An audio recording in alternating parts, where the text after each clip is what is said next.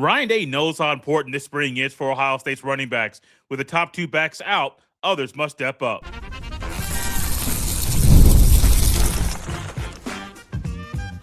You are Locked On Buckeyes, your daily podcast on the Ohio State Buckeyes. Part of the Locked On Podcast Network, your team every day. Welcome in, Buckeye fans, to your Thursday edition of Locked On Buckeyes, part of the Locked On Podcast Network, now the #1 sports podcast network. I'm your host, Jay Stevens, and during today's show, we will discuss if college football should have a pro-style draft for players in high school, as well as Arthur Smith's challenge for the Buckeyes' offensive line. But first, we are to the halfway point of spring ball. There's been the acclimation period. There's been guys getting and putting the pads on, getting on the football field and hitting a little bit. And there's been a lot of guys that have made some names up for themselves, that have flashed and caught the coach's eyes. But then there is a position group that is still a concern. It was a concern heading into spring ball. It's a concern right now. It's a concern for me. It's also a concern for Ryan Day because our running back room is still a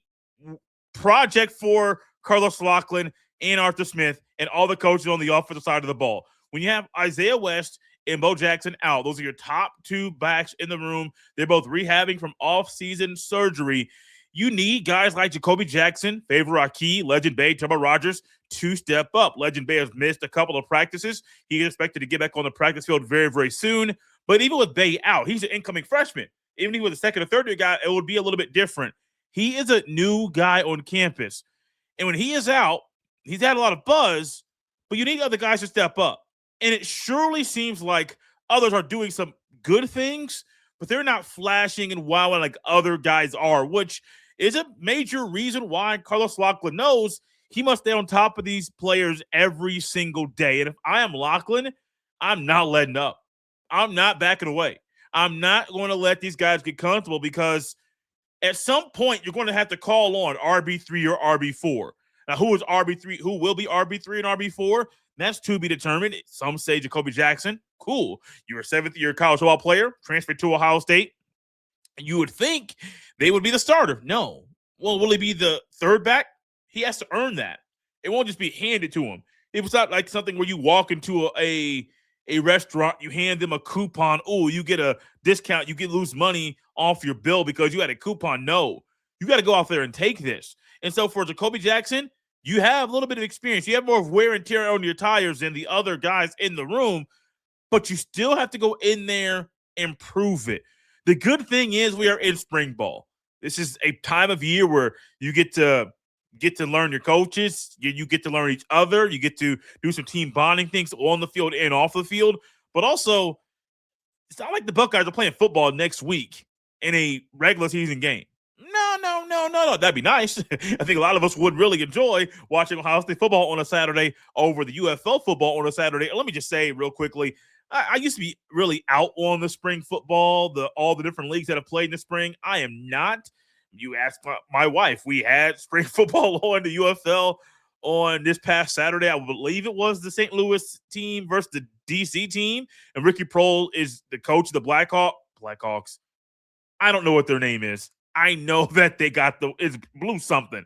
Blue Hawks, maybe? I don't know. I know the St. Louis team got a win. And so I might make that my team. It's a Midwest team. I'm not rooting for the team from Detroit. Don't really care. But spring football is kind of growing on me. It's one of the things that's a new thing in a sports fan's life, to where there's football and this spring is not a practice from a college football team. Maybe you should look into getting involved too, because it will kind of make the spring more enjoyable when there's football on our TVs to watch. Well, we'll get football on the TV to watch in a few weeks. That's Ohio State players in the spring game, and my eyeballs will be on the running backs. Now, we're canvassing the entire team and trying to see how Julius Sayin plays, who is the upper hand between McEwen and Parker and Henry Jr. We're trying to figure out where the pecking order is on defense. Is Earl Little going to be the guy to replace Caleb Downs? How does Quay Russaw look coming off the edge? I mean, there's a lot of stuff we're going to be looking for, but I hope you're like me and you're focused and locked into the running backs and trying to see how they run. Do they hit the hole hard? Do they make the first guy miss? Do they have a little bit of a wiggle and a little shake to them? are they more of a physical style of runner? When they run, you better get ready, you better get low, better have your technique perfect, because if not, you're going to get ran over or ran through because that guy is that good. This is a time for all these players to not only understand there's a challenge for them to step up, but also there's a challenge for them to do this consistently. So not just stepping up, which every player needs to step up, not just if you're a running back or if you're Julian Sand or if you are Christian Allegro. Everybody needs to step up. It's an expected thing for everybody on the team right now during spring practice. But when you're in the shoe, there might be 50 to 60,000 fans there. Could be up to 70 to 80, depending on the weather. That's in April. I mean, right now, my guess would be the weather would be good based off some of the warmer temps we've had at times over the past month. However, with the thunderstorms and the rain and the different wind movements and all the stuff that goes into to be a meteorologist, I just don't know. I don't know the weather like they do. I do know this. If the weather's good, that will be more people inside the shoe watching Ohio State's running backs to see how they perform. They're not going to be a finished product, which I think is a great way to view this right now. They won't be a finished product, but you want to see them just do basic running back stuff. I know it's really profound, but that's kind of how my mind is right now. Can you do basic running back things in a spring game? Are you a step late in pass pro? Are you a little bit slow when you're trying to carry out the fake? Are you going a little bit too far and not running your route properly so that you take yourself out of the play and the quarterback gets sacked? How are you on just doing the details, running routes, blocking, running the ball? Do you fumble? These are things to look at. Now, if you want to get a little bit deeper and trying to figure out more of the minor details that are major on a football field for running back, so be it. Be my guest. I would really enjoy you doing that, because you can come back here the week after the spring game and dissect the running back position to decide if they passed the test during the spring game. You would like to say yes, but right now it just doesn't seem like that's happening for everybody.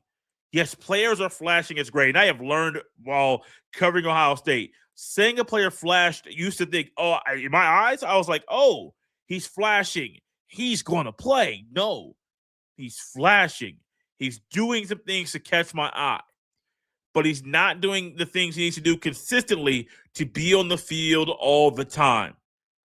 I don't think I think Ryan Day says things publicly about Chris Henry Jr. because he knows he can say those things to him about him publicly, and it'll challenge the true freshman receiver to play better.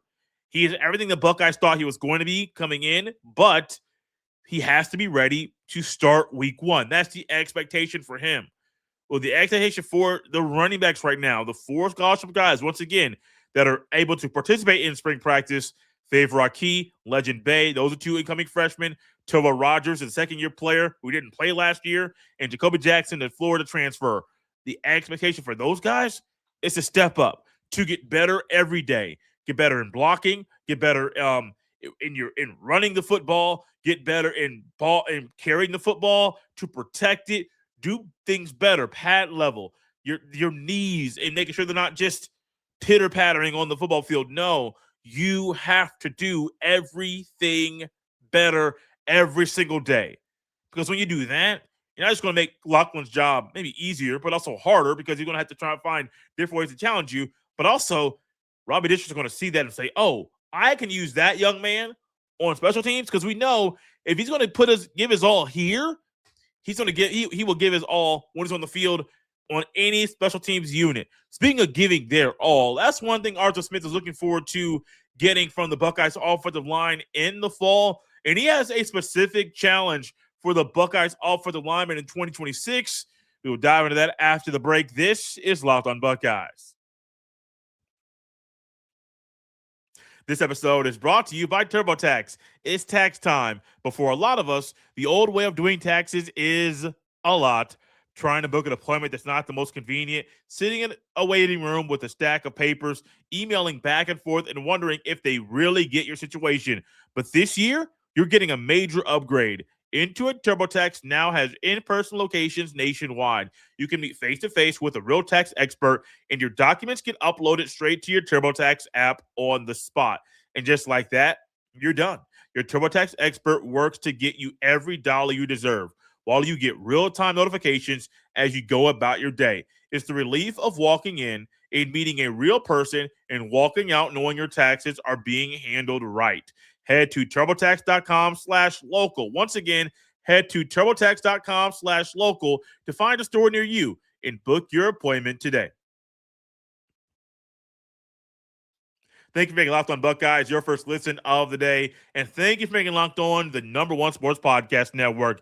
Get your first month of the Everyday Club for free when you use code MARCH. You'll unlock ad-free episodes and entry into our private listener group chat where I'm hanging out daily. Click the link in the show notes or go to lockedonbuckeyes.supercast.com to claim your free month. I love that Arthur Smith is coming in and challenging the offensive linemen from day one, from Jump Street. Doesn't matter if it's day one of the return to spring practice. No.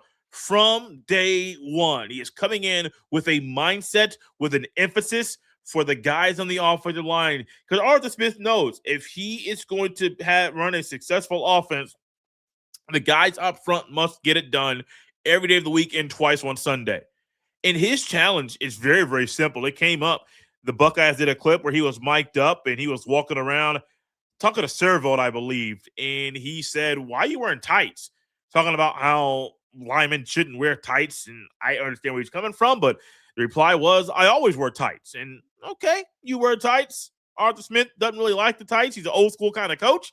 I'm more with the Arthur Smith standpoint. I don't really understand why. I understand why linemen wear tights.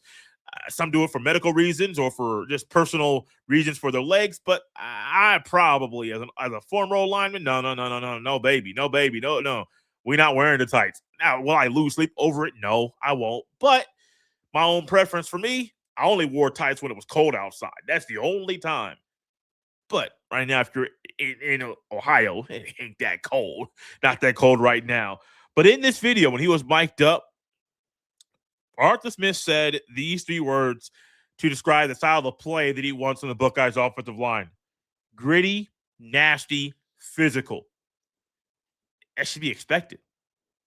This isn't an Arthur Smith thing, or it shouldn't be. If Justin Fry was there, it should be his thing. If Chip Kelly was still at Ohio State, it should be his thing too. Gritty, nasty, and physical should describe every Ohio State offensive line. It doesn't matter who the coach is. That should be how they play. Now, you can be gritty, physical, and nasty and still run a high-octane offense, scoring 50-plus points a game. That can still happen. So both can be true. You can run a slower offense with a gritty, nasty, physical offensive line. I still don't think that's the best option for the Buckeyes. But also you can run a gritty, nasty, a high-octane offense with a gritty, nasty, physical offensive line too. Both can happen. But this should be the standard every single year. If I'm Julia saying there's a standard at Ohio State that he's trying to match and even take up to another level. If I'm a receiver, well, Jeremiah Smith has done some crazy things. You should be trying to maximize your potential in a Buckeye uniform. If you're on defense coming off the edge, the last great, all like big time great edge Ohio State had was Chase Young. Now, he's a freak of nature athlete. However, if you're coming off the edge, you should be chasing greatness. In a way for the offensive line to chase greatness, for them to get closer to having a real opportunity to win the Joe Moore Award this year, is to play gritty, nasty, and physical. Playing off of the line is not a sexy position. It's not something that a lot of people want to do because, one, if you're the center, let's not trying to get too, not going to get gross, just real. The center sometimes, not all the time, will have another man's hands on his backside. That's not something men really enjoy, but that is a part of the job. Now, Ohio State doesn't really go under center that often. They are generally in a pistol or shotgun set, so that doesn't happen. However, there will be times that you do have another man's hands right there. It's not something that you just wake up and say, "Ooh, no, it's not that." But when you have that, okay, that person that's the center They're also the quarterback of the offensive line, making all the calls, make sure everybody's on the same page. They need to know what every person is doing. So at the moment a check is made, he knows here's what everybody else is doing. Let's call it out. Let's be on the same page. Let's get this thing going quick, fast, and in a hurry. And so that's not fun. It's a challenging position to be an offensive lineman. If you're a guard or if you're a tackle, responsibilities are different than the center, but also it's still a challenge to get down there. You're lined up against somebody else on the opposite side that's probably as heavy as you. If you're on the interior, they might be heavier than you. They're quick, they're fast, they're strong. You know what you're trying to do. You don't know what they're trying to do to overcome what your plan is. It's not easy. It's a very physically demanding position while also being very mentally demanding too. You can be physically exhausted, but you can't be mentally exhausted. If you're mentally exhausted, hope your body is holding up, but you're not physically exhausted. It's not an easy position. But every good OC should demand this from those players. Now, demanding it and getting it are two different things. If I look at the offensive line this year and the five guys that I think should start this year, Luke Montgomery, Carson Hedgeman, Austin Servo, Phillip Daniels, Ian Moore. Those are my guys that I think should start. The only guy that I think could jump into that and remove Ian Moore is Josh Padilla, who is out for spring practice. So there are realistically 6 guys for 5 spots. 4 of them are already locked up. The 5th one will be occupied by Ian Moore or Josh Padilla. And so when that's your challenge to play gritty, nasty, and physical, you may have one gritty guy that meets all those, that meets that and does all those things every single time. But can you get all 5 guys to have the same mindset? That is the hard part. While it's the hard part, that doesn't mean it's unrealistic at all. It just simply means that you must find a way to make it happen. That's why these coaches are here. They do the recruiting. They go out there and try to find players that fit what they are looking for, and then also try to continue to develop them as players so that they can hit in on all cylinders. One thing that I enjoy about Arthur Smith being at Ohio State is his offensive line background, his emphasis on the guys on the offensive line is that he can back up everything Tyler Bowen is preaching, not only from his previous playing experience, but also in time in the NFL. And just, you can look out there and say, how did he do here? How did he do there? And he did pretty well. The Tennessee Titans off for the line, I think it was a 2019 year where they went to the AFC title game. And you look out there and look at the Titans in that year. Yes, Derrick Henry was a dog, but the Titans' offensive line was really, really good. They were moving people. They were physical. They had a nastiness to them. If these guys at Ohio State need an example from the previous years of Arthur Smith coaching, is saying, give me an example of one of your better offensive lines and some players that had all of these traits in their bag. You can look at that one right there. And that was, 7 years ago? I don't care. You can still look out there and say, they did it. Watch them play. Watch their movement. Watch their pad level. Watch how physical they were at the point of attack. Now do what they did. That should be the challenge. That should be the focus. It can happen. We got to wait and see if it's actually going to happen from all 5 guys at Ohio State this year that are going to be starting on the offensive line.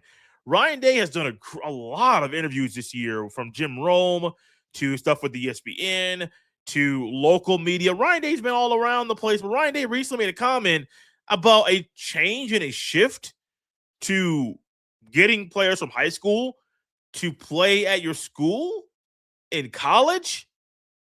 The thought is an interesting one. I don't know how I feel about it. We'll dive into it after the break.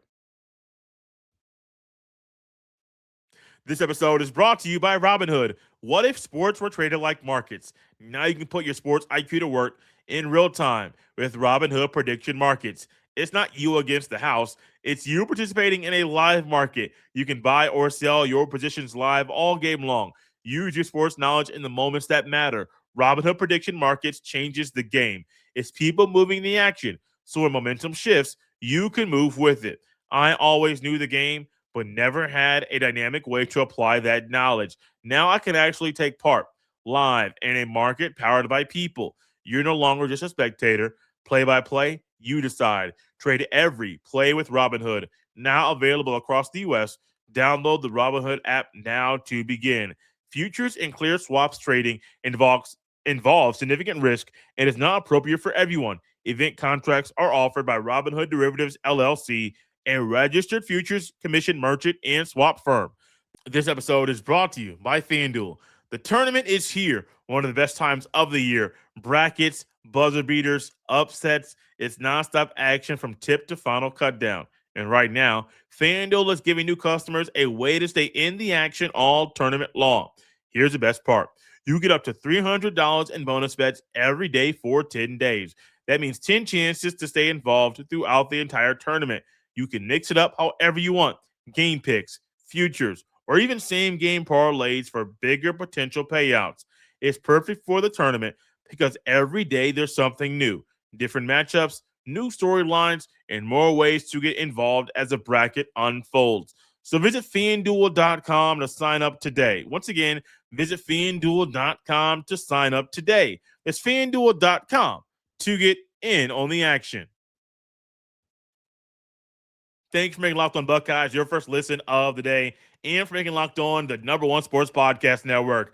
Like I mentioned earlier, Ryan Day has done a really good job of doing his own media tour, just from ESPN or to Fox Sports, or maybe it's a Jim Rome show. It doesn't matter. Ryan Day has done a great job of getting out there, using the current media landscape to get his opinions out there and share his thoughts about what's going on with Ohio State and what's going on around college football. Well, recently, I think it was about a few weeks ago now, maybe a few months ago, Ryan Day discussed on a show that he believes there should be a 24-team playoff. I will never be on that train. I'm not even a fan of the 12 we have now, but I would double down, triple down, put my hammer down on the 12-team playoff format. If Ryan Day says, no, we need to double it to go to 24, absolutely not. That doesn't make any sense at all. You mean to tell me there'll be 24 teams that should be invited to a playoff in college football? No, absolutely not. That shouldn't happen. But Ryan Day also said something interesting about how players should get to college.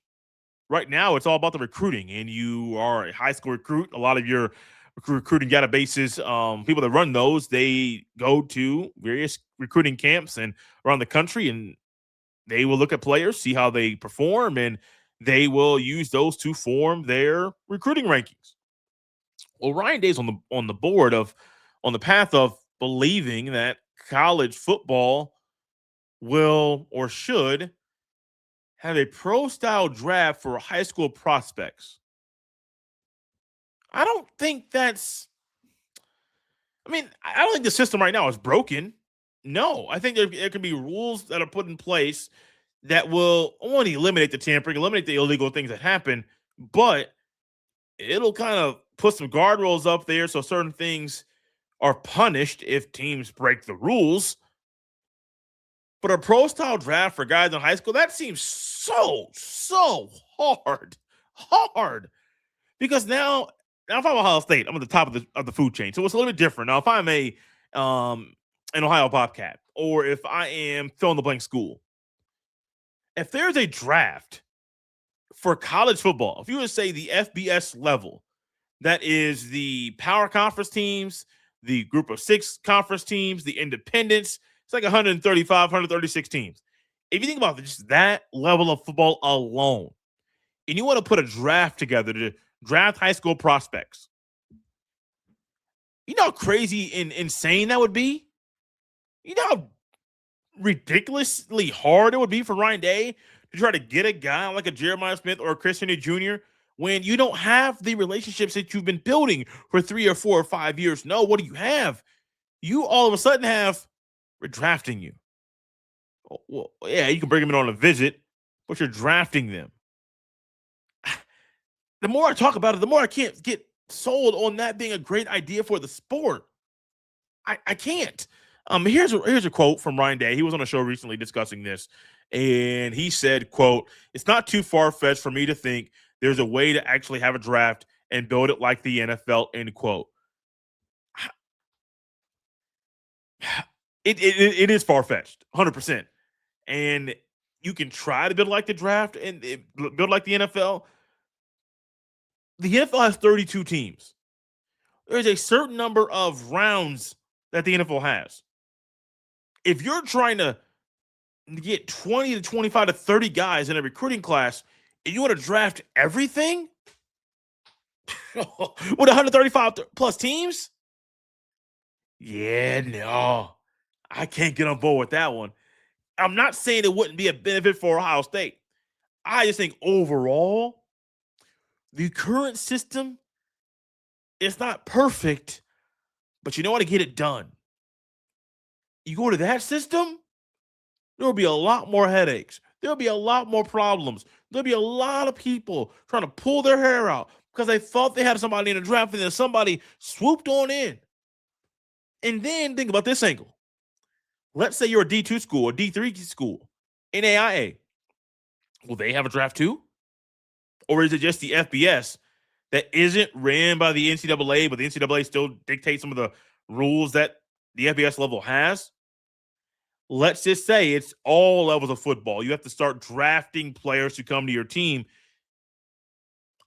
There may be a guy that takes a D1 player that's holding up to get drafted, but then he realizes he's not a D1 player, but maybe he doesn't want to dip down and humble himself to go down to D2, so he's just done playing football. Or here's another part. This stuff just keeps coming to me as we're talking right now. If you have a draft, when will the draft be? How many rounds will there be? Will the draft be? How many players can a team draft? Will teams be able to trade draft picks? I mean, the list could go on and on and on and on and on. High school recruiting part, I think it's just something that's just been a necessary evil. Not saying it's evil to recruit, but it's just one of the things that have been very, very hard to do. But no, Ryan Day. Maybe the decision makers are trending that way. I would say no, but it's just college football. The adults in the room continue to do what they're going to do, regardless of what people that are the leaders in the sport think is the right move for the sport. I'm not trying to have a play on words, but the adults in the room in college football don't often think about the players and coaches and how the decisions they make impact them. And that's how we get where we are right now. Yeah, a pro-style draft for high school kids sounds good on paper if you're Ohio State. But when you think about the FBS level and all the other levels of football, FBS can't have its own way of getting players and everybody else just has a different one. No. Make it make sense. Everyone has to be on board. There has to be an overall shift on how guys come to certain teams. It will cause more headaches. It will cause more people staying up late at night, missing time with their family. I know a lot of these guys don't care about their families. Ryan Day is one of them. But no, I can't get on board. I cannot get on board with the possibility of there being a pro-style draft to get high school athletes to come to your school. How long would the draft be? Would it be a month-long draft? Would the draft start in the middle of the season? Because right now we have the portal starting before the championship is kicked off in a particular year. Will that same thing happen for a draft in college football to where you could be preparing for the national championship while also drafting players for your next season? Like, make it make sense. I can't.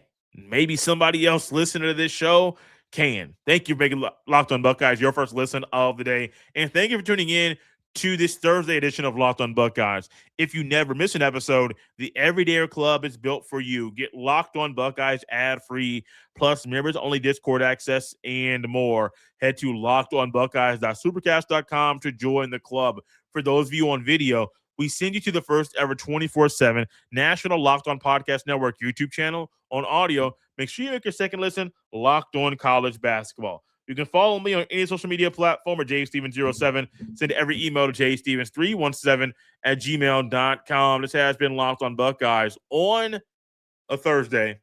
We'll see you next time.